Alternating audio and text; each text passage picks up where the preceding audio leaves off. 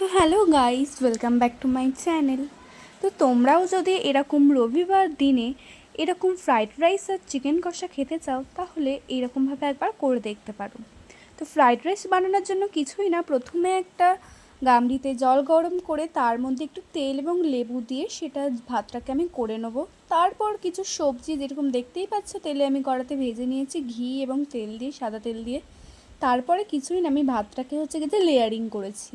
তো প্রথমে ভাত দিয়েছি, তারপর কিছুটা চিনি দিয়েছি, ঘি দিয়েছি এবং সেই সবজিগুলো ভেজে রাখা দিয়ে দিয়েছি। এইভাবে আমি প্রত্যেকটা লেয়ার করে নেব, দেখতেই পাচ্ছ। তারপর ভেজে রাখা কাজু কিশমিশও আমি দিয়েছি এখানে। এইভাবে আমাদের ফ্রাইড রাইসটা কমপ্লিট হলো। এরপরে চিকেন কষা বানানোর জন্য আমি কড়াইতে আলুগুলোকে নুন হলুদ দিয়ে ভালো করে লাল লাল করে ভেজে নিয়ে তুলে রেখেছি। তারপর গরম তেলে কিছুটা গরম মশলা, ফোড়ন, তেজপাতা, পেঁয়াজ দিয়ে সেটাকে আমি ভাজছি।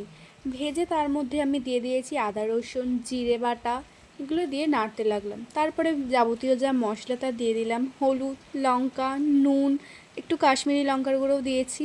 দিয়ে তারপর আমি মশলাটাকে খুব সুন্দর করে কষে নেবো। এখানে আমি মিট মশলাটাও অ্যাড করেছি, দেখতেই পাচ্ছ। তো এরপরে ম্যারিনেট করে রাখা মাংসটা আমি দিয়ে দেবো। তো এই ম্যারিনেট করেছি কিছুই না, নুন, হলুদ এবং একটু লেবুর রস দিয়ে আমি এই ম্যারিনেটটা করে রেখেছি।